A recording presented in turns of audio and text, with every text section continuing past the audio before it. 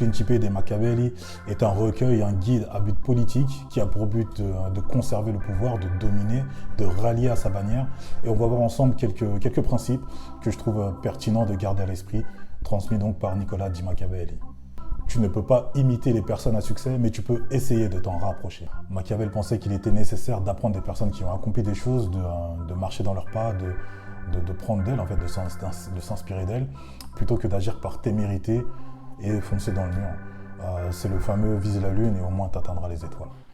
Il vaut mieux être craint qu'être aimé.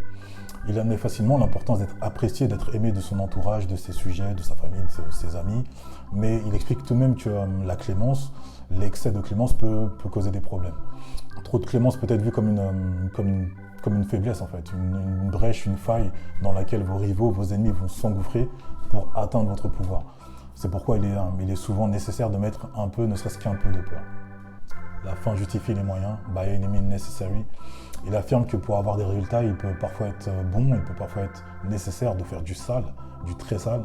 Et s'il peut être donc bon de commettre des atrocités, que ce soit fait d'une seule traite. C'est-à-dire un seul coup d'épée qui va trancher plusieurs têtes. Alors c'est une image bien sûr. Aujourd'hui c'est une image. Dans le texte, ça n'en est pas une.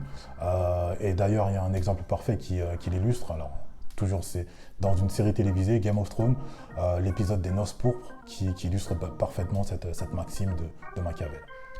Machiavel était décrit comme une personne cynique qui avait une vision très négative des relations humaines. Et il faut surtout replacer ceci dans son contexte. Et le Principe, dans son contexte, Machiavel était florentin. Il défendait en fait les intérêts de Florence à une époque où l'Italie n'était pas la même que celle d'aujourd'hui. Plusieurs États, que ce soit l'État de Naples, de Milan, qui étaient en opposition, qui se faisaient la guerre, des batailles, des guerres. Et lui défendait surtout son État florentin. Et alors, il y aurait aussi différentes conversations avec Cesare Borgia qui aurait nourri en fait cette œuvre et le Principe. Et surtout, garder à l'esprit que l'époque, donc à ce moment, ces batailles entre inter-italiennes, j'ai envie de dire, et aussi surtout la France et l'Espagne en embuscade, prêts à prendre d'assaut la grande botte. Alors c'était l'époque, c'était au XVIe siècle, hein, bien sûr.